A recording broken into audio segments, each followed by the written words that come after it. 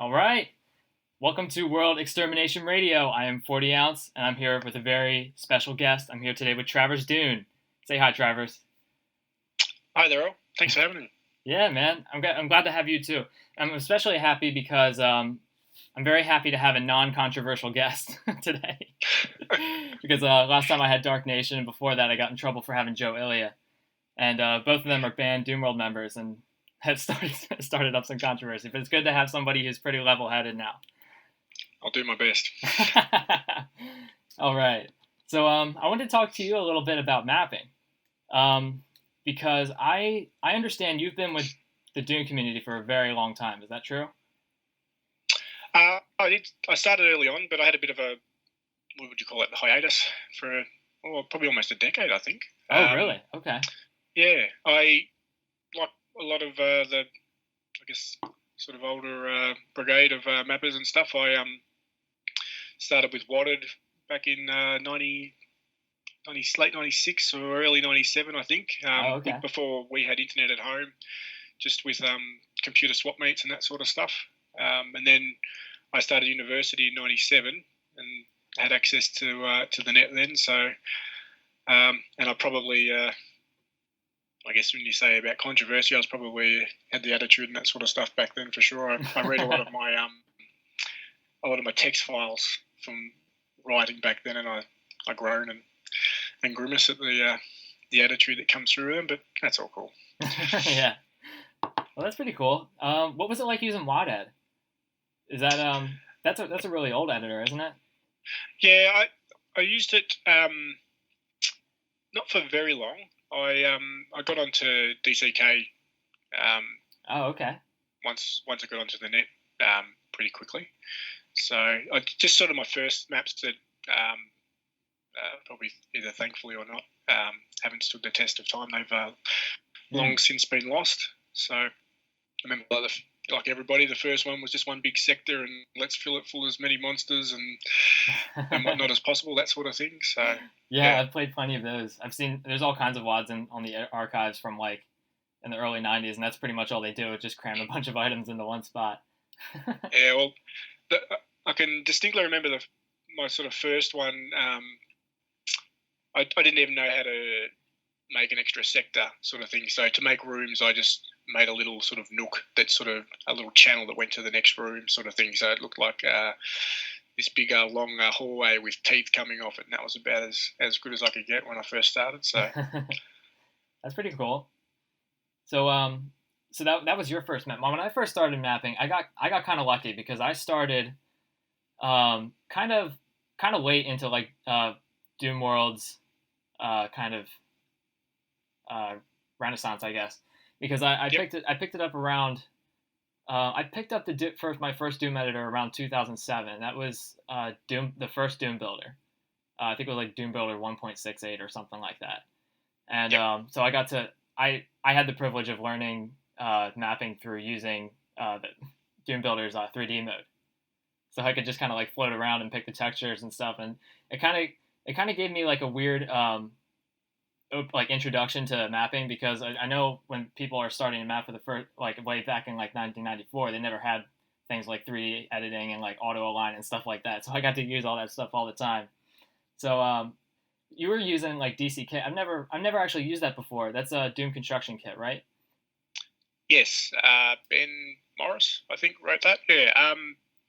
Yeah, so I stopped using it at because it was, I think, a version 2.2F or something was considered sort of the version that a lot of people used at the time. I think earlier versions had a couple of bugs, and then version 3 I think changed the way, we're all creatures of habit, changed the way a few things worked in terms of textures and other bits and pieces.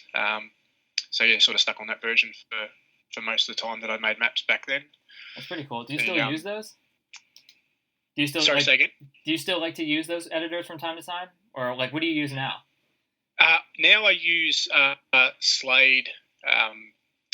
What is it? Version 2.00B, I think it is. It's like the last version of Slade 2 before they've started the version 3.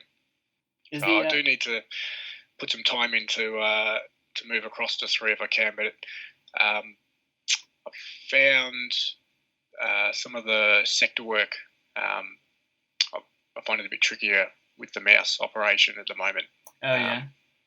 Yeah, I've never used the editor in Slate. A little bit, yeah. What was I doing? When I've been doing some of those 100 lines maps where you've pretty much got to break just about every second sector to try and make something of any considerable size. I think the current Slate, I haven't found the option yet, if there is one, to I guess turn off some of the automatic fixing of sectors and stuff. Oh right. Okay. So, yeah, but 3D mode is just awesome. Like we didn't have it back in the day, and you'd be making, I guess, well, you say a big map, but I mean the other part of it is like building the nodes and stuff. Yeah, would take time as well back then. So it took you could move a vertex in. It might take you 5 minutes, sometimes 10 minutes if it's a big map, to go and actually see what the effect of that change was. Oh boy, so that sounds miserable. Yeah. Because when I first started mapping, I had, because I was using Doom Builder, and we had like pretty powerful machines compared to what was around in like the 1990s, and so like I didn't even like node building is like a non-issue. Like node building so fast, you don't even like realize that it's something that actually has to be done when you save the map. Yeah, I mean, and most source ports now sometimes rebuild them when you load the map. Yeah, it's that quick. So yeah, like I remember at the same time we had one of the Command and Conquer, the strategy games. Yeah. On our 486, and that would literally take almost 10 minutes to load to the menu. We would start it and head off and go do something else and come back to it, so that we could. And we made a few maps in that as well, me and my brother. So, but yeah, that was just the time. If you didn't have a Pentium or something like that, yeah, you were really struggling for time.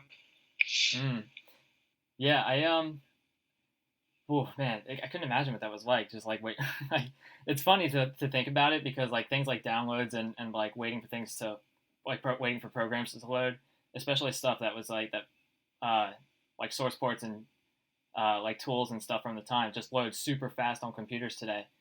And it's funny because like we kind of like take it for granted almost. Like speed mapping, for example, is like pretty big nowadays, and I can imagine that probably wouldn't have existed like way back then, because we can make a pretty decent sized map in like 45 minutes if you know what you're doing with the editor.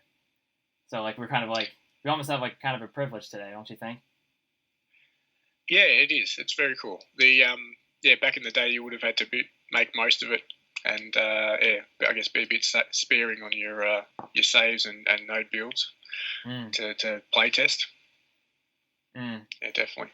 I know one of the earliest works I know that I've seen you in the credits for was this megawad called Doom 32. Do you remember working on that? I didn't work on it. It's just actually a compilation of maps from the time, kind of like a like a CD sort of compilation, where I forget the name of the person that put it together. Just went around and grabbed a bunch of maps. My map that's in there is on the archives, I guess individually. That's where they got it from. It's like a medieval castle sort of thing. So I enjoyed making it, and that's, I guess, mostly with maps and mapping. I guess I just enjoy the process of making something sort of thing. You get like realizing your vision. It's like it's very cool to have like kind of an image in your head of like a certain kind of place, and taking the time to actually like construct it out of sectors. That's always been so admirable. Not sure how everyone else does it. Like in terms of, you sort of picture something in your head, and you play through this imaginary space in your head, and then try and sort of make it sort of look like that when you actually do the map and fire it up, that sort of thing, and then that vision changes as you do all your iterations. It's as you go through things. That's cool. It's funny that I didn't realize that Doom 32 is a compilation. I imagined it being like kind of like you know how we have like community projects and stuff on Doom World today, and people like work together and like they kind of like designed the project together, and they kind of assembled a map list and things like that. And it's all like very there's a lot of communication involved. A lot of people are like involved with it. But I didn't realize that Doom 32 was a compilation. Did you know the guy who set up that compilation or like did you even know that your map was in it before the compilation was done? I don't think so. Admittedly, there's a lot of stuff back then, given the time that has passed, that I probably emails or something that I've got asked for permission, that sort of thing. So. Oh really? That's pretty cool. But I only really sort of, I guess, knew about it probably in the last 5 years or so when I saw it there on the archives. In terms of, I was just trying to look up stuff that I'd put up on the archives to see what was sort of missing, so to speak. So, what was the means of communication back then? If you don't mind, No, you're right. Newsgroups. That's where I first posted my once I got internet access. Posted stuff online. Okay. And I remember. I think it was Matt. Might have been Matt Dixon. I made a post and sort of said, here's some maps for the Doom gods to have a play and see what they think, sort of thing. I guess like every other first time poster, here's some stuff. Hope you enjoy it. And I sort of forget the full aspect of the conversation after that. But I remember Matt sort of coming in and I guess sticking up for me, so to speak, which sort of thing. So I think just I had a bit of attitude when I first probably logged on, like every young one does. Yeah. I certainly have. I mean, I'm banned from Doom World today, and I was just having the conversation with Dark Nation where we were talking about how all the internet's changed, and it was like Doom World was just kind of like this place where people that get together and they talk about like things that they're just whatever's on their mind, but they feel like more true like themselves. I don't know. I'm not really sure exactly how that, but there was like we were talking a bit about how like when you first kind of like get into the internet for the first time, you're just acting like yourself, and sometimes if you're a young teenager, it's pretty angry. But whatever. I mean, we're all people, so. Yeah. But and it's a new. Well, certainly back then it was such a big new thing. It'd be the same even now. Like in trying to fit in and make sense of everything that you can sort of do, and all the different people you can talk to, that sort of thing. So it's funny because it seems like, well, because the internet was like kind of new, a lot of people didn't really know how to treat it. Now there's like these like trends and stuff. But like I was like, for example, I remember like reading in like the text files for 1994 WADs. Some people are just like they like their text file would just be like their name and like a little bit about themselves, like a little like some like diary notes of like things that like where they live and stuff like that, which is like kind of strange. I don't think anybody would ever put like their home address or anything in a map text file today. But I laugh because I'm pretty sure I almost did in most of mine. Yeah, like there's I played WADs where they have like phone numbers and stuff in the text files for it, and I'm sure like they probably don't like have like reach anybody's actual number today, but it was really funny to see something like that because everything was so innocent. Yeah. Yep. That's funny. Do you know anything about like BBS servers or anything? I don't really. I've heard about them, but I don't know anything about it. Do you know like how that works?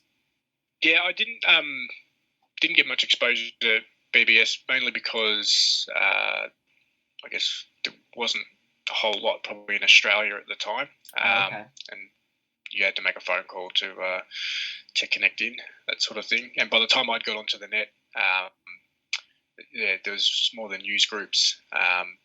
And then the FTP site, cdrom.com for getting your stuff, and emails after that. So and then I think, and sort of remember being on IRC probably in 97, 98 sort of thing. Yeah, people still use IRC today. It's pretty underground, but yeah, it's pretty awesome. yeah, I'm very look, it's hit and miss getting on it. I'm hit and miss just getting on the computer full stop. Yeah, full stop at the moment. It's either for work, and yeah, that's pretty much it at the moment. So yeah, me too. I mean, I work at a job where I pretty much sit in an office all day, and I'm on the computer pretty much doing my work all day. So like when I come home from work, um, I don't really feel like going on my computer most of the time. So yeah, I don't actually get much time to do much Doom stuff as much either. But I don't know. I mean, I do what I can, and you certainly do what you can too. Because I was really happy to see that you participated in my community project, Mutiny, and you did some yeah, awesome work in that. It was really cool. It was really cool to have someone like you on the team. yeah, that was fun. And I suppose that's probably a pretty a neat thing with all the community projects and that sort of thing is you can, if you're, I guess, constrained for time and inspiration and all that sort of stuff, like we all are at times, you can do a map sort of thing for one of those as time permits, as opposed to working on something a bit more larger sort of project on your lonesome, that sort of thing. So yeah, no, that's definitely. And yeah, Mutiny was cool working with Purist. That was good fun. Yeah, it was very cool, and it was very interesting for me watching your map process develop because you release versions like pretty frequently, and I played through most of the versions, and it was cool to see your works in progress and see how like the map was shaping as it went around. Because I remember seeing very early versions of it, and I was almost kind of unsure. I wasn't sure the map was really going to go anywhere. But as you worked on it more, you spaced some places out and you added some detail in places, and things started to come together. And it actually came out as a really awesome map by the time it was done, and I was really impressed. Yeah, no, yeah, I definitely. I think I've got like a little save script where once I've made a save, it makes a numbered backup sort of the map. Oh, so that's handy.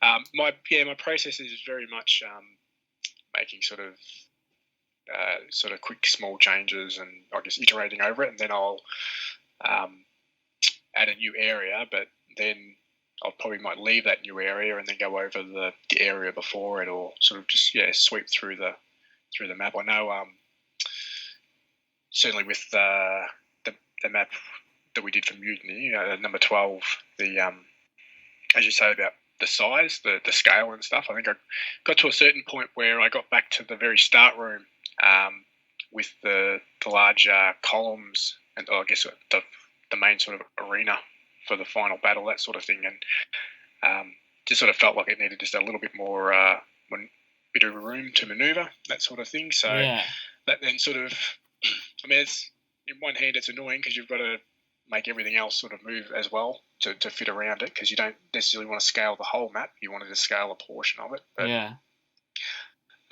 that sort of thing. And then once I'd done that, I think I went and revisited the cave area again, that sort of thing, and sort of changed. I think we did sort of like a custom texture just to make the rocks a bit different from normal, that's right. That sort of thing. And then I did a couple of different color variations of that, and I guess what's the word? Yeah, sometimes the different colors, the different way a texture is, can actually sort of change how you want to do your structure as well, in terms of how the rocks look, that sort of thing, to sort of best match it. Yeah. So, but yeah, it was a good process. Purist did the initial layout for the starting area of the map from memory, and then I added on the part where you sort of go outside to the poison area into the caves. Yeah. But I think ultimately, we wanted to make a map where once you sort of knew how it worked, you had a choice to gamble on the bigger battle and perhaps finish the map off quicker, or take a longer route and build up your munitions, your weapons and that sort of thing first before you got back to the finale. Yeah, was it fun working with Purist? Because I actually wanted. Yep. Yeah, I was pretty excited about the idea when I started the project, was to instill that rule where you had to collaborate with somebody. because I was kind of excited about that as far as like quality control, because I know that I know from experience playing some like community projects, people get a little independent and they create something that's like totally original and like unlike uh, the rest of the maps in the pack, because they kind of want their map to shine. So they'll make a map that's like super, like maybe super detailed or like a whole different abstract kind of style, and it doesn't fit with the rest of the maps. So I wanted to make something where people could work together and like put themselves, like kind of keep themselves in check by like not overdoing one another, like kind of like stepping on each other's toes as far as like originality goes. They kind of like work together and create a piece together, and that kind of helps unify the project together. That was my intention, and I think it came out pretty consistent. And from what I've looked at, the maps that I've seen, and well, I've seen all of them, of course. I've done so much testing in order to get it finished, but yeah, it did come together pretty well, and I was pretty excited about that. Did you see like your did you see like your kind of styles, you and Purist, like intertwining when you were working on the map?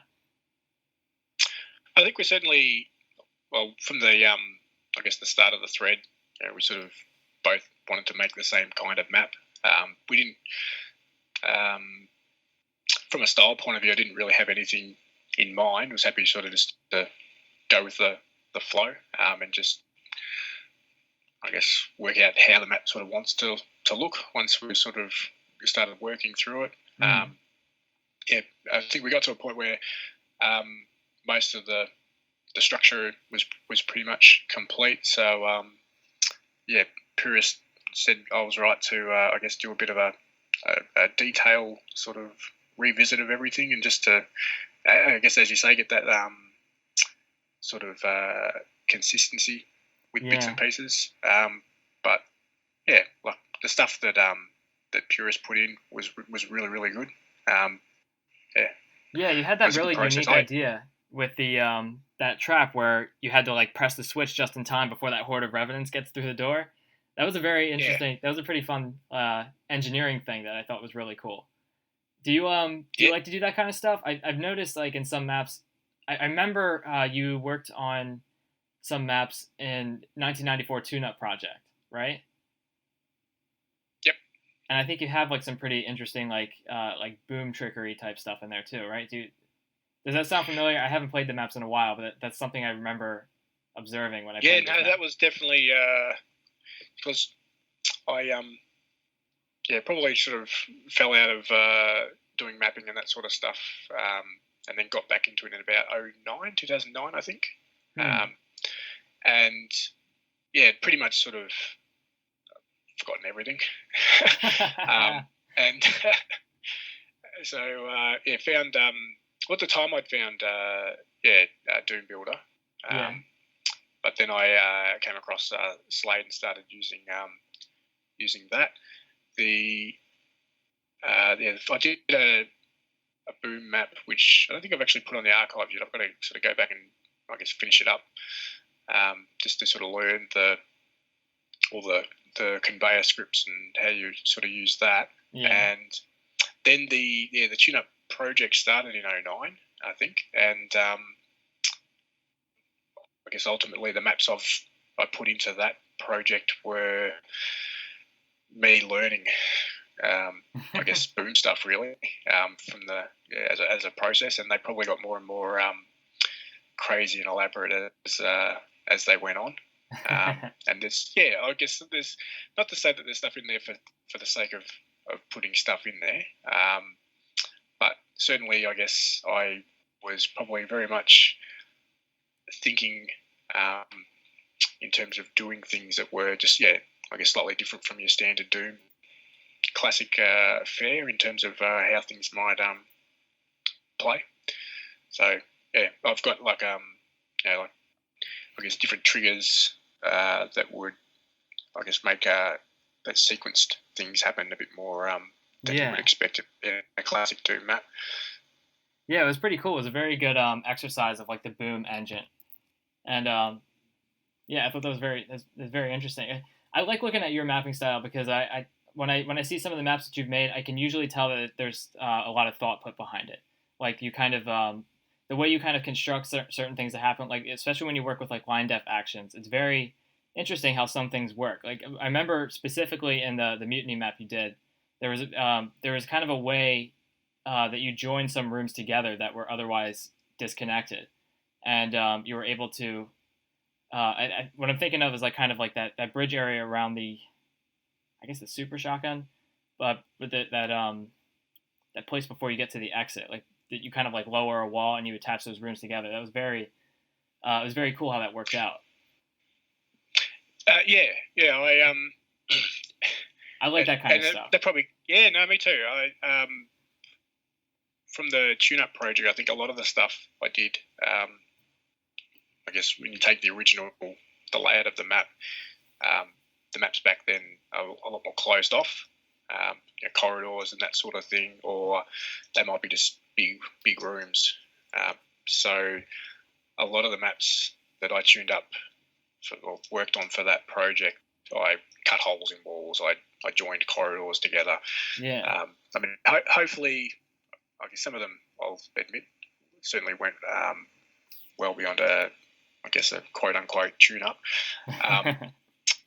But I'm happy with the results with the way it worked. And yeah, I guess being able to, it's the same, like even the original maps were like that, being able to see other areas that you can't get to yet, areas that you come back to that differ. You've got to play them again, but there's something different about them, that sort of stuff. That all makes the map, I guess, a lot less linear. It will seem linear, less linear. It just adds that intrigue as you're playing it as well. So when and how do I get up to there? Like, is that a secret, or is it just after I get a certain key that I'll be up there, that sort of thing? Yeah, I love that. I love when I see that type of stuff. I do that kind of. I've been trying to think more about that in my mapping lately, where the player can like see something but not actually be able to get to it, and that kind of keeps his focus on what he's supposed to be doing, what kind of goals he wants to achieve. And I like the idea of I take these like visual cues like pretty seriously, especially when it comes to like traps and stuff like that. I kind of like to give the player at least a little bit of a hint before a trap comes up. And yeah, it's fun. I kind of love. Do you ever find yourself like getting kind of like really carried away with mapping? I do all sorts of like. I think a little bit too hard about it. Like I think of like little all kinds of like little like trap setups and things. Usually just like on my day to day, even when I'm like away from my computer, just kind of think about like kind of maps I want to make. Do you when you're working on a map, do you ever get like really carried away and just want to like it's like never actually finished? You just keep working on it over and over. Yeah, it's a pretty easy rabbit hole to fall into. Yeah, it's addictive because like especially when it comes to like detailing things, you're never sure it's enough, because like when you add a little bit of detail, you're like, oh, I didn't put detail over here, and then you kind of go in this like endless cycle where you're working on a map forever. Yeah, when it's probably the same for everybody. Like when inspiration hits, you sort of feel you need to run with it. Yeah. I think from when I was from the tune-up project, I've probably got like a little pile of yellow sticky notes. I would just, something would hit me at work, sort of thing. So I would draw something down in pen on the sticky note and take it home, and then I guess put it into practice. When I got home, I haven't really used it. Don't use it as much as I thought I might, but I got a little, I guess, a memo pad notebook for jotting down sort of, or planning sort of maps. I think I drew up a reasonable portion of like the map I did with the, which one is it? You actually draw your maps on paper? Yeah, some of them, not to scale or in really fine detail or anything. Just basically just a rough scribble of the structure. Yeah. I did like the back to Saturn X. That's right. You worked on Back to Saturn X. I forgot about that. Yeah, map 12. I did a reasonably big drawing for that one. Skillsaw helped out with other sections that I sort of couldn't really fill in the gaps. that one year I had a picture for in my head and on paper to try and I guess realise, so to speak. Pretty rough, but I guess something to work with nonetheless. Yeah.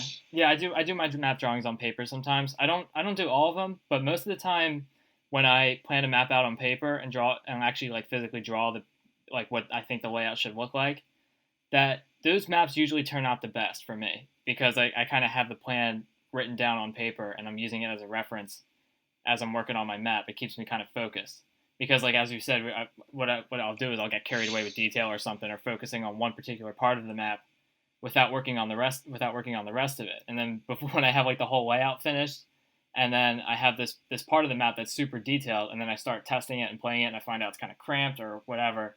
It's too late to fix it because you got all that detail, all that weight of the detail just kind of like laying on top of it, and it's like it kind of makes your map fixated in a way where you can't really you can't do much to it because because of all the detail involved with it. You have to break everything apart, and it just becomes a pain. But that's just it's something that happens in mapping, and it sucks when it does.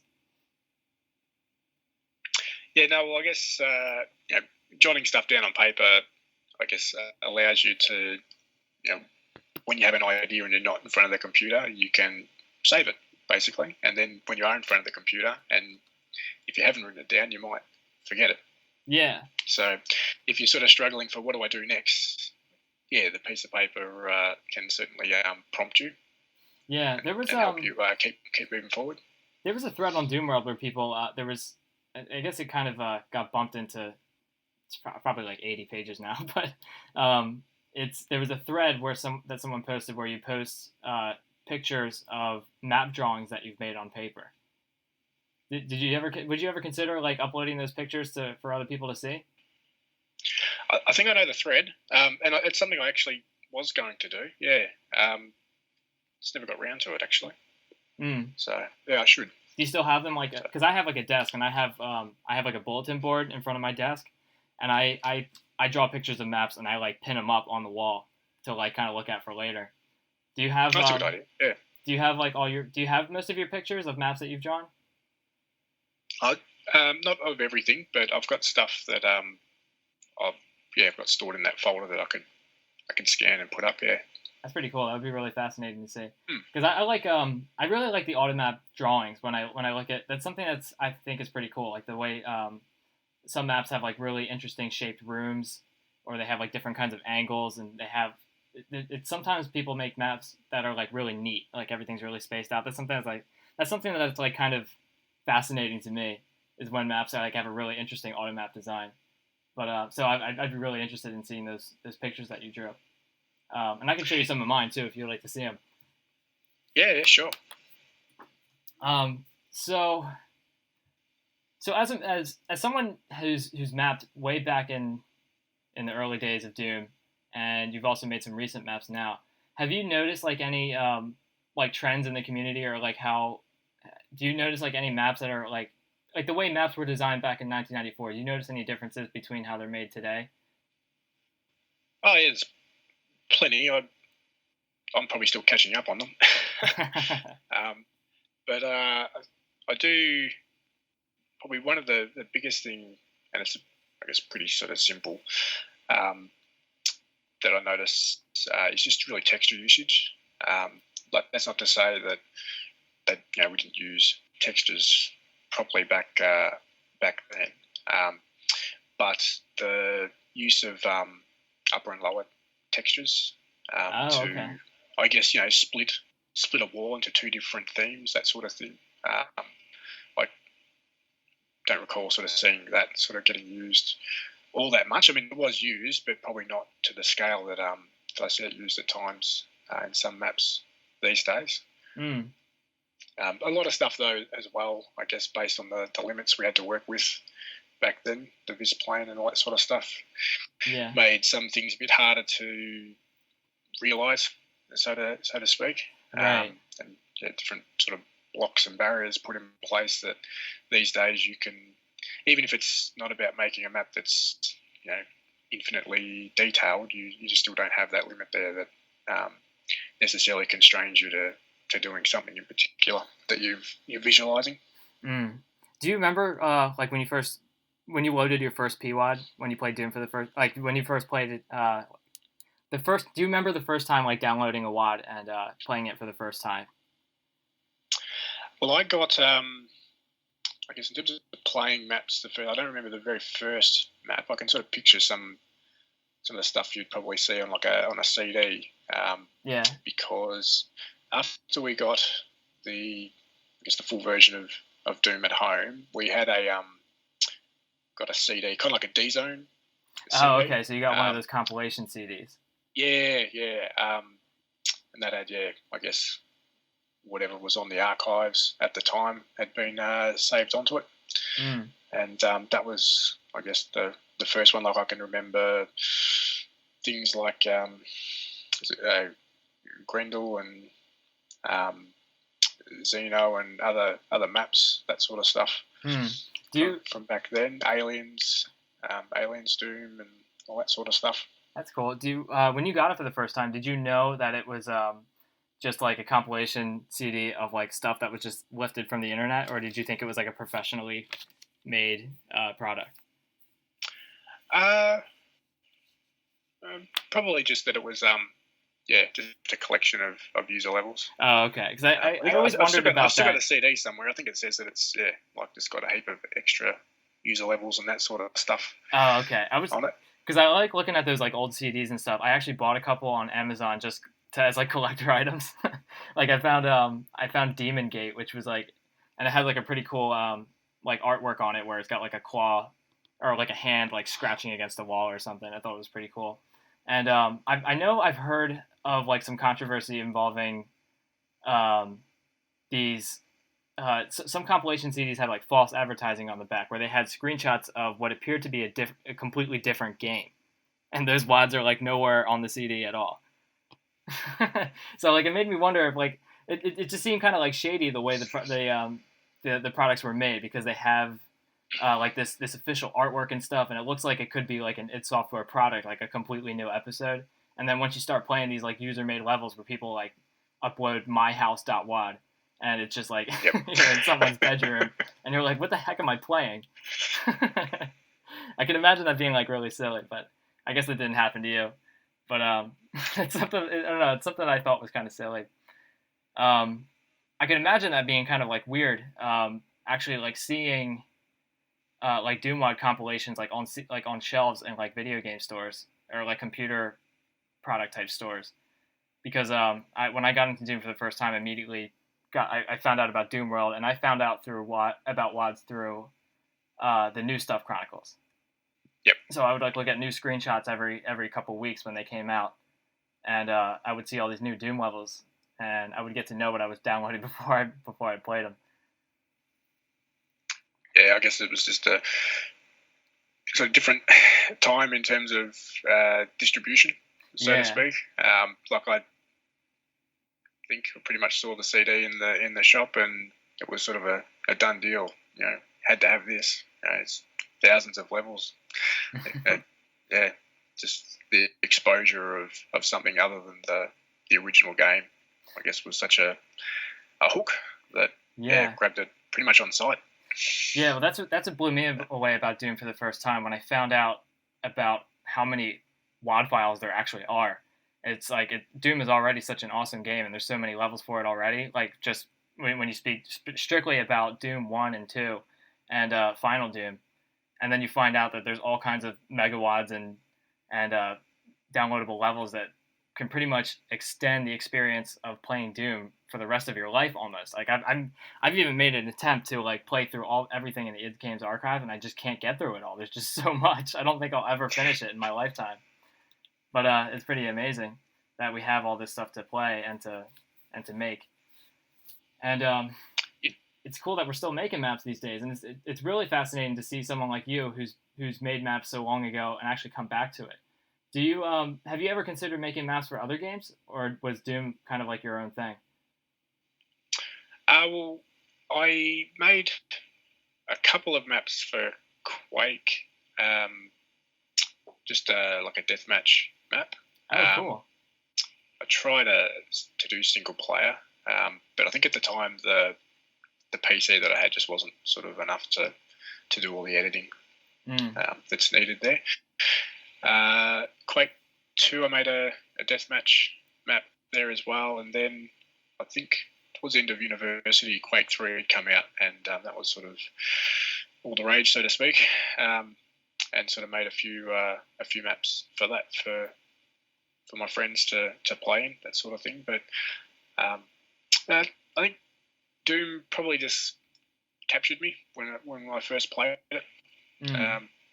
The look, the feel, the sense of place. I know, then there forever will be debates about the look and the feel of the game and the immersion and that sort of stuff. But for the age that I was when I first played it, it just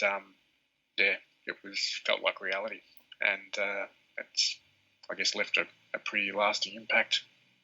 What do you mean? What did you mean about debates? Like about whether are you talking about like debates about whether Doom looks good or not? Whether it looks good, how immersive it is, that sort of thing. I think it's probably testament that in terms of the final product, in terms of its art direction and the way that the engine plays, the game does get new people attracted to it. Yeah. Which is great. I sort of joke that I'm making maps now and probably will be making maps for another 20 years on and off, and there's probably going to be a lot of people like that as well. Yeah. I'm pretty sure I'll probably be making maps forever because I love creating things with Doom because it's just so fast and easy. Do you you said you worked on Quake and Quake 2 a little bit. Have you what is it like working with like a 3D editor? I've never actually done that before. It scares me. Well, I guess ultimately the editors that I used then was Radiant, QE Radiant, and it's pretty much, I mean, you get your X, Y, and Z sort of maps. So as much as it's 3D, it's basically just 3 versions of your top down that you would see in Doom. So it's just about picturing it all in your head and how it's going to look. You've got the little a little 3D window. I think the version I had a little 3D window where you can see how it's sort of supposed to look after you've moved all the brushes around and that sort of thing. But yeah, it's just, I guess, a bit more of a not so much overwhelming, but just there's a lot more effort in terms of having to line everything up. Yeah, compared to Doom, right? Yeah, you've got the added bonus of making sure the map doesn't leak in terms of making sure it's all the brushes are joined together, that sort of thing. But yeah, the maps are really cool in Quake and Quake 2. I haven't gone back to it for quite a while, but every time I see, I think there was a new sort of unofficial map pack released for Quake this year or last year, and yeah, it's just a really nice style. So you were saying, what does that mean for a map to leak? So kind of like an unclosed sector in Doom. Oh, okay. Which so this would be a place where the character can fall through and get stuck. Yeah.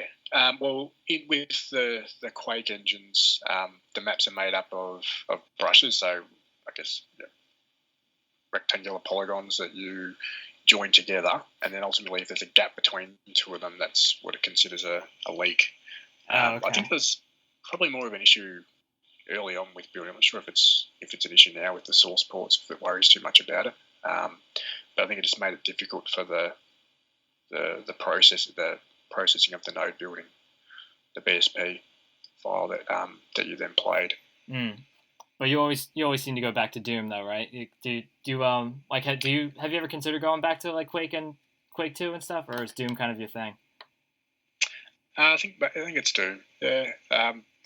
I've looked at it, but I think ultimately now it's more of a time thing. Yeah, because Doom is really fast. It's just you can make a map like it is. and it's very low commitment, and like because you can work on just a little bit and actually get, even if you spend like maybe 30 minutes a day, you can get a pretty decent map done in a couple of days. Yeah, and I'm sure there's people that can, I guess, map Quake really, really quick as well. But I'm just not really never got to that level in when I was making maps for it. Whereas Doom I find a lot easier. The theme and just the style of play in terms of how you make a map. I just find that a lot easier to just drop into, as you say, for 30 minutes or an hour, and you sort of lose yourself to doing something, and that's it. Yeah. What's really cool is the way the kind of the gameplay works together in Doom, because you can kind of like, as long as you give the player like a decent weapon and throw like pretty much any kind of monster, you can create pretty simple gameplay just out of that. It's not very complex. It's a very simple game to work with, even if you're new. You can kind of just give the player maybe like a super shotgun and some ammo, and you can pretty much use any monster and make it pretty fun just to mess around with. And I can imagine, I look at like some games that are made today, and I can imagine creating something interesting can be like really complicated just because of all the scripting sequences that are involved and all that stuff. And Doom's gameplay, you just kind of throw in all kinds of, you can just kind of like toss a bunch of items and monsters in a thing and just see what happens. And you can usually get a pretty decent and fun gameplay out of that just by being just kind of sporadic in that way.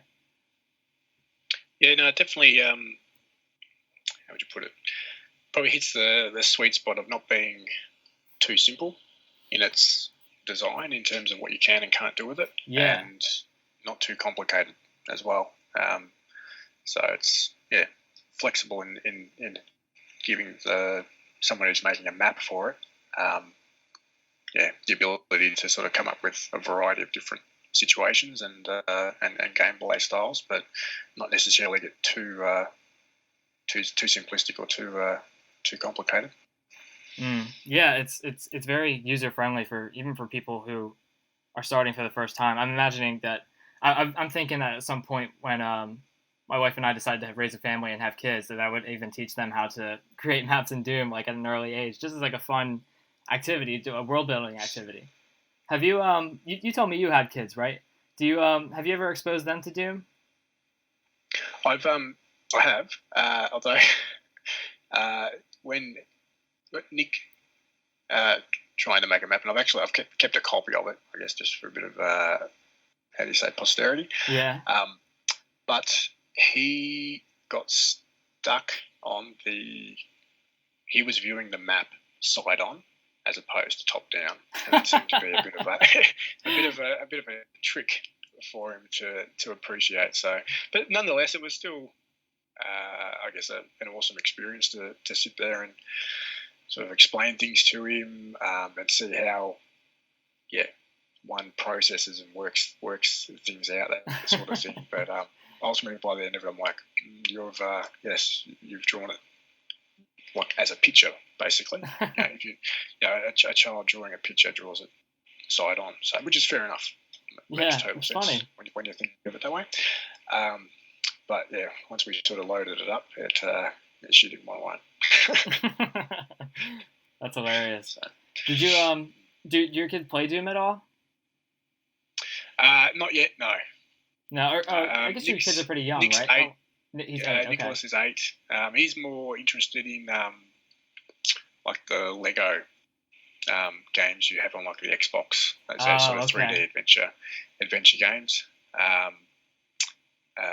daughter Lindsay's 5. She's not really into games. Really? Why not? At all, other than the odd racing game. That's about it. And we've got a 2-year-old who is totally addicted to video games. And every time you go near the television, he makes the sound brum brum, and wants to race, and he gets very disappointed if that can't happen. I imagine in 3 or 4 years' time, the youngest might be the one that I guess if there is such a mantle to take up, he might do that. Yeah. Would you tell him about Doom World and like that he can join in and start making maps? I don't know if I would if I was a father. I suppose it depends on what their interest is. I mean, it's sort of, I guess you want to encourage their interests. So if that's something that one of them ends up wanting to do and finds interesting, then sure. That's pretty cool. So you made some. Speaking of your kids, I know you made like this blog about poor Nick and all the stuff he had to go through. Yeah. So he's sort of coming up to, I guess, the anniversary, so to speak, this month from last year. So, but I guess all things said and done, he's doing really, really well. Oh, that's good. That's very relieving to hear. Yeah, back at school. So healthy. That's good. I mean, you don't. I can imagine that would have been. I can imagine that being really frightening when that was happening. It was. It certainly comes through on the post. It's you don't sort of walk away from those things unchanged. Probably both as the one that's affected by it, and then I guess as my wife and I were the bystanders. But it's I mean, got to take a lot of positives and strengths out of those sorts of events. Yeah. For his part, Nick's just sort of getting on with being an 8-year-old at school, sort of thing. I guess as his probably now more than overprotective parents, we probably find that some of the biggest challenges is just working out what is related to his health scare last year versus what is just being 8 and growing up. Yeah. Things. So we ultimately feel very lucky. With how things went. Yeah, I'm very thankful that everything worked out the way it did, and that he's doing better, because that was really scary at the time when you were telling us about it. And us guys on Doom World, we really do appreciate you. We love having you on the community, because you've been around for so long, and you've made some pretty awesome maps, and a lot of our favorite maps too. And it really sucks to see someone as humble and as like nice as yourself, who can do like such an awesome job at mapping, considering like how long you've been doing this. And I've seen the maps you've made, and a lot of them are very awesome, especially your most recent ones. So it's very happy to. It's nice to know that things are much back to normal now. And I'm super thankful for everybody's responses and words of support and that sort of stuff. So I don't know. When I reached out, sort of thing, it just was just one of those things. And the Doom World community, it was just the Doom community, just felt like the place that I thought would listen. Yeah. And it was with me, so to speak. Yeah. It was really dancing cool. around things. I probably should say, for anyone that's listening, so we're just talking about my son who has a brain tumor. Right. Yeah. And that was really terrifying when that happened. But things are working out now, and that's cool. And it's good. I'm happy that you're still part of this community after all this time. It's cool to see your new maps and stuff, and considering that you've been here for so long, it's cool to know that people like kind of stick around in the Doom community for so long, and like it's cool to know that like Doom is such a long-lasting game, and like that we can be part of like this community that kind of like unites us together in a place where we can just talk about Doom, but also like be ourselves too. And it's great. Yeah. So I don't. Do you? I don't really. You don't really what? I'm sorry. I was going to say I sort of come and go as to whether I post a lot, that sort of thing. But I guess there's like a lot of people do, just check in, see what's going on. Stay in touch. So, have you? I wanted to ask you, have you been doing much mapping lately, or do you just kind of like come and go, mostly on the forums? Yeah, at the moment, probably just coming and going. Yeah. Since I guess sort of getting back to work and that sort of stuff. But I think I was off work for about 5 months, all up. When Nick was in hospital, Mm-hmm. So and work was awesome. So supportive. That's good. So I guess at the moment I sort of feel a bit not beholden or anything like that, but just that I need to catch up on things and really sort of pitch in. So I'm sort of catching back up on work at the moment. Yeah, we've got 3 kids, so that sort of certainly can pinch a lot of your you're a busy guy. Spare time. So the last stuff I've been working on is Mutiny was the last I guess map pack that I'd worked on. Okay. I've been sort of, if I've ever got spare time, as sort of silly as it feels, just trying to make more 100 lines maps. When that project sort of finished, it was a sort of a bit of a fly-by-night sort of project. Sort of an example of a community project that gets at full head of steam and is done and dusted pretty quickly, which was fun, a lot of fun. But I sort of find that given the map's size, you can sort of, as you say, come back to it for a little bit, and probably even make most of the map within the hour, like a sort of speed map sort of thing. Yeah. And then I guess the fun sort of intellectual component of it, so to speak, is the challenge there is to designing work with it, that changing limit. it so that you can actually meet the limit that you've imposed. So I think I've got 4 or 5 maps now, and just Alfonso I think was making a few as well, and Tarnsman. So maybe we'll get a group of maps together at some point and see how we go. That's cool. That limit works really well, and kind of like it kind of puts you in a position where the same way that like 1024 maps work and like speed mapping and stuff, you kind of have that limit where what's done is done. So like if you have no more lines left, then you know that's what you've got to work with, and you have to kind of like like you said, kind of like create that kind of puzzle to make the map work in such a way and be complete within that limit of 100 lines.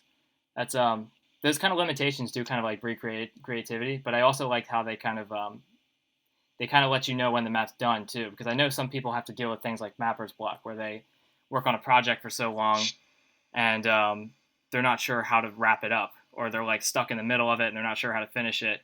And when you have like those limits, like 100 lines, you really, there really isn't an opportunity to do something like that. But yeah, those limitation projects are pretty cool in that way.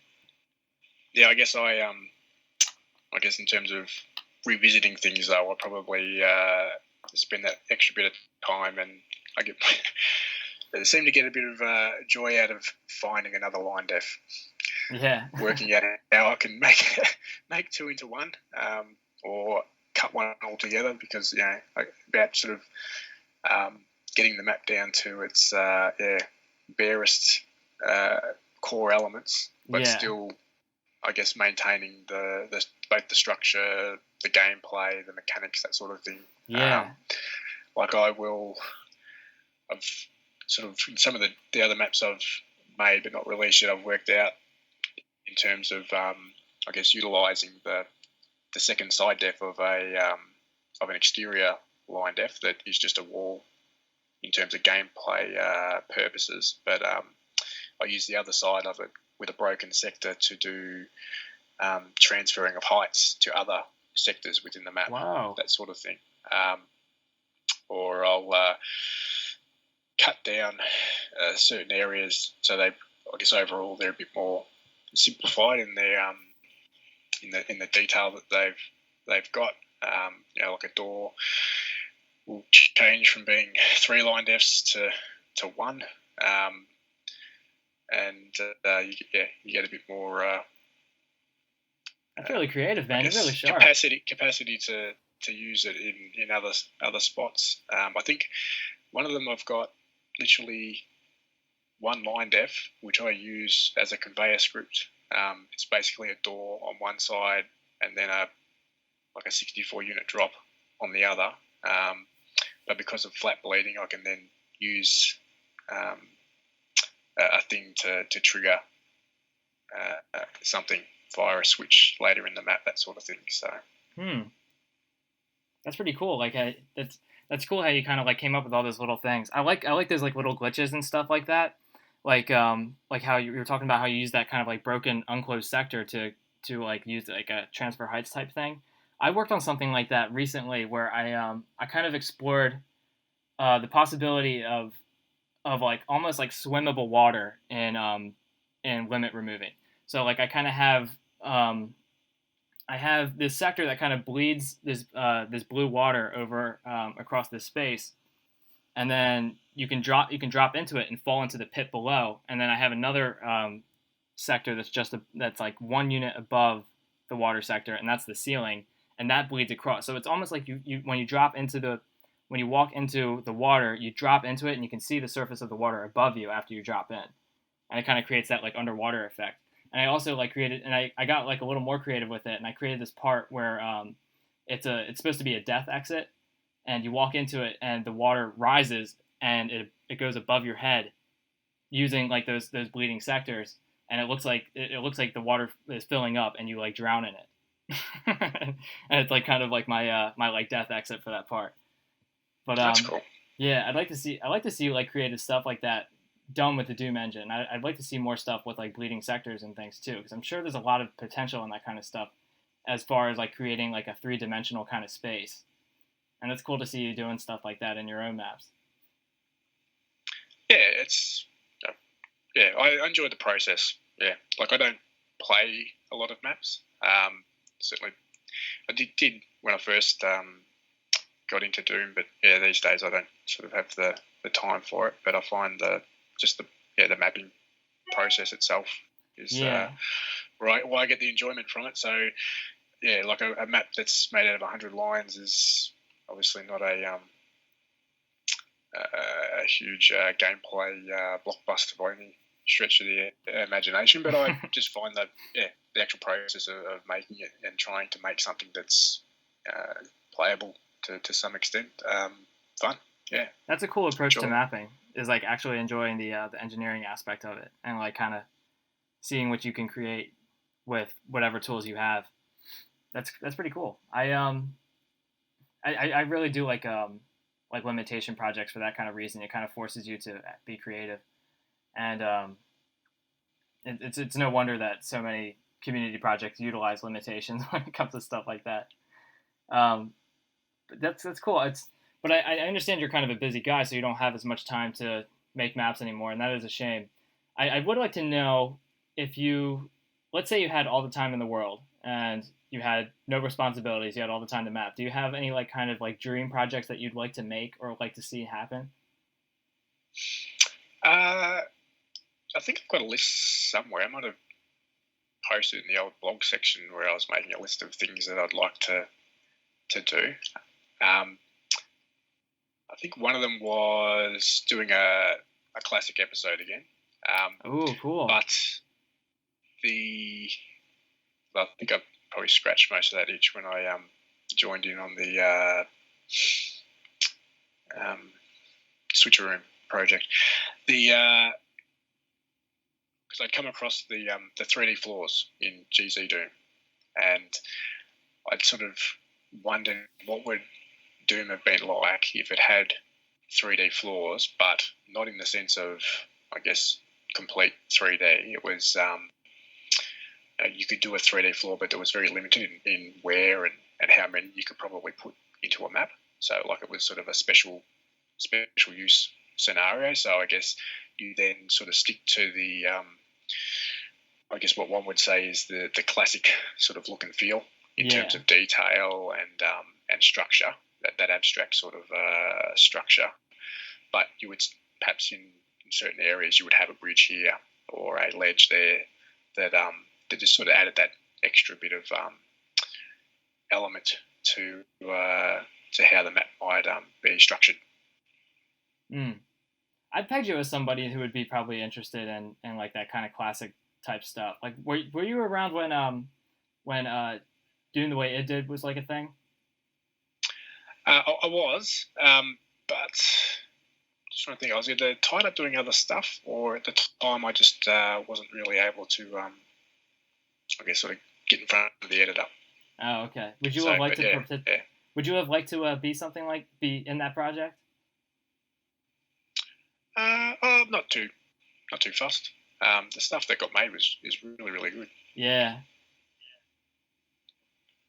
Okay, so like, well, what kind of project would you have liked to? What kind of project would you like to see? Let's say if there was like a community project that would be perfect for something that you would want to do. What kind of project would you think of that? Like, would kind of fit that model? In terms of classic style, or well, any kind of style. Let's say somebody were to create a community project today, and it was just like the perfect project for you. That's something that you would definitely want to do. What do you think that project would be? Yeah, well, at the moment, it'd probably something small maps. From a time anything that takes 5 minutes. All the time in the world. I suppose it would depend on what the theme and the style of it is. So you want to see something that's original and unique? Well, certainly, I guess when I was luckily joining the Back to Satnex project, that was certainly one that was, I thought pretty unique. Same sort of monster set sort of thing, but the theme and style was just, I guess when I first got on, I was like, wow, that's haven't sort of used this sort of a texture sort of set before, and it was really, really cool. Probably something that I guess harks back to more of the older style of releases. Yeah, I think there's been I think it's slowed down a bit, but there was a texture thread that Jimmy had made in the editing section about posting your textures, and I know Nick Baker's doing some edits for a pack of sort of traditional sort of Doom textures, that sort of thing. Right. I could certainly, if I had all the time in the world, would happily make a classic themed set. Yeah. What do you think it is about like classic WADs that are interesting to you? Well, like I said, I think I've just, I guess, from playing the game all those years ago, I've just sort of fallen in love with the style, the theme of it. I guess it's one part nostalgia, 2 parts just the game itself in terms of how you can modify it and how you play it. Do you see like do you see like more modern maps and think like they're not? I don't know. Like I sometimes I see like really like modern maps and they're like really detailed and they do kind of like lose that feel like what Doom is supposed to be. At least to me, that's because I feel like I have kind of an image in my head when I think of what Doom is supposed to be, and it is like UAC bases and cities and things like that. And there are like some projects that do like really abstract stuff where things get like really like spacey and out there and almost kind of like they kind of follow that like synthwave kind of thing, like the way like Ancient Aliens did. But like in my head when I think of Doom, I think more of like that kind of standard like go into space stations, go into the city, and go into hell. And that kind of follow that kind of like story theme arc. Do you see yourself kind of thinking that same way too, or am I kind of alone on that? No. I guess I definitely have the penchant more for just the classic theme and gameplay. The newer stuff though, like I'd say it's not Doom or anything like that. It's I mean, because Doom's been changed largely or slightly ever since there was Simpsons ever and since all it the other started. stuff that came out. but it's I'll probably look at it more and just think, that's an awesome piece of work and a lot of work. Some of the stuff is just, I couldn't picture myself, doing all the really minute, some people sort of cut tiles out and that sort of stuff with the visual mode in Doom Builder or whatever. How you can see the textures and that sort of thing. Right. I've done that before, but probably not to the scale that it can and does get done in other maps these days. So, but some of the new stuff that people make in terms of limit removing or I guess made more for the OpenGL source ports are they're born on a work of art. Yeah. So, but at the end of the day, I'm sort of happy just to run through E1. Yeah. Yeah. Look, that kind of like classic style is you don't really need a whole lot of detail to create something that's interesting in Doom, but it helps when it does. I mean, when people make like really detailed maps, I certainly admire the amount of attention to detail put into something like that.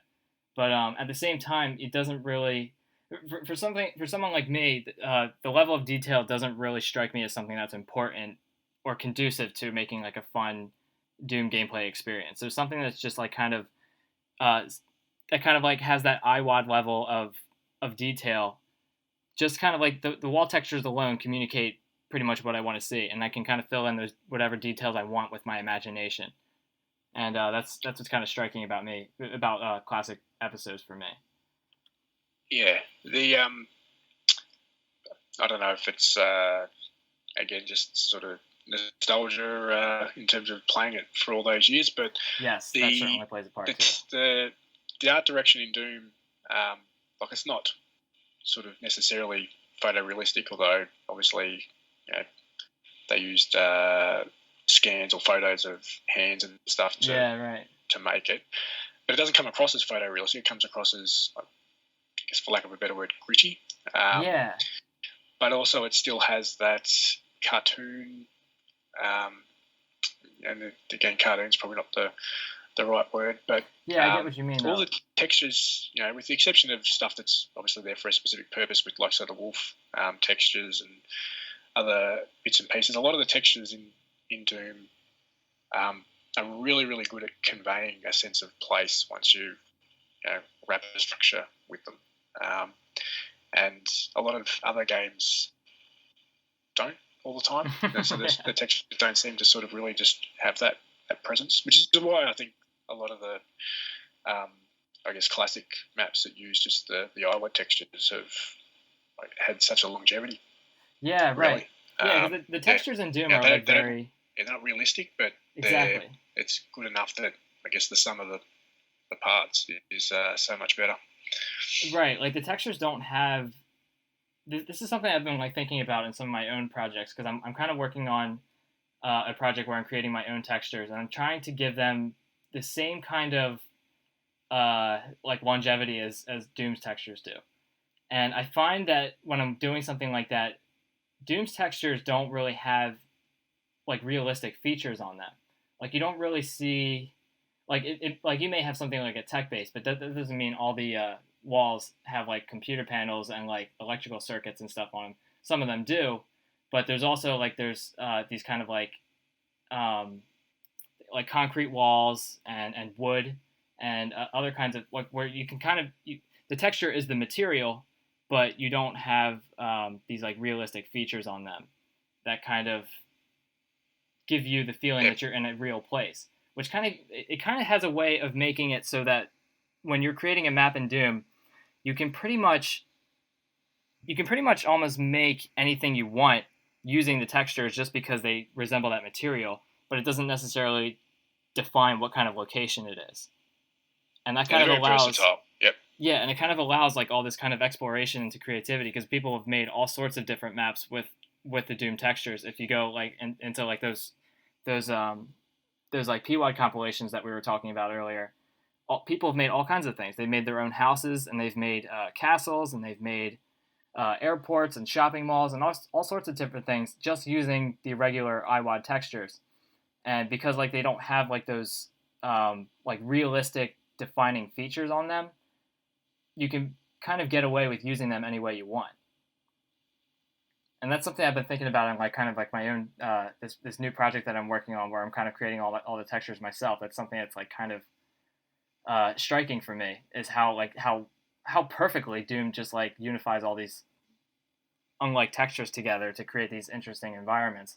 And they're also like all these levels are very abstract in their own right, and can resemble all kinds of different locations just through the virtue of your imagination. I get very deep when it comes to discussing map design. No, that's pretty much it, I think. Yeah. Well, so what's in store for the future? I guess you told me that you're kind of busy and you're working on your own things. You're probably going to be working on smaller map sets as it comes to the future. That sounds like something that's more likely for me to do too, because I'm becoming a busy guy myself. I'm married and I have a house to maintain, and I'm working on my career, and we intend to start a family shortly after we plan this Europe trip that we're planning. And so after that, we'll probably be pretty busy, and I won't have as much time for mapping. But I do like to encourage people to make maps as often as possible. So I like doing these kind of like radio shows where I get to talk to people like you who've done mapping for a very long time and has accrued a lot of pretty awesome skills, and just kind of getting people motivated to make maps, because I don't get tired of playing Doom. I can play I'll play all the maps that people make, and yeah, it was really good to have you here, Travis Steve. It was a lot of fun talking to you. Yeah, no worries. I guess future wise, I'm not too sure. Just like still making those 100 lines maps for now when I've got time. It's in terms of other community projects or whatnot. Might be something that comes up that just as it does for other people, just sort of sparks a bit of inspiration. Yeah. And sort of if you've got the time to do it, then have a crack at it, that sort of thing. I guess in time I might have more time to sit down and do stuff. So, which would be nice. And I could, like I have before, just have to disappear for a while altogether and come back later on. So, but I mean, I've seen there's lots of people do the same stuff. I think Jan, who I worked with on the darkening, sort of came back and he did his No Sleep for the Dead pack. That's right. It was last year, which was awesome to see. This, I think he said at the time that was just something he'd been slowly working on whenever the inspiration struck. So, yeah. Yeah, that's awesome, man. I wanted to ask you about that too. I just remember that since you mentioned that you worked with Jan Vanderveken. Are there other people that are still active in the community today that were active when you got into it for the first time too? Well, there's Nick's doing bits and pieces texture-wise and stuff at the moment. Adam Windsor was, I don't know how you pronounce the nickname. I think it's Capellan. Capellan, yeah. His nickname on Doom World. So he's still around. There's still quite a few people. That's pretty cool. I think Ola was doing some textures or something as well. I think I saw. Oh right, yeah, Ola Berling. Yeah, and I didn't sort of get to work a lot with Afterglow. He did the Crucified Dreams. That's right. Picked up a lot of, I guess, stuff that I'd had left unfinished. With my maps from the Gothic deathmatch stuff, which was cool. I got to actually catch up with him a few years back, which was good. Yeah, that's awesome. Yeah, so it does seem to have that longevity for a lot of people to sort of keep coming back.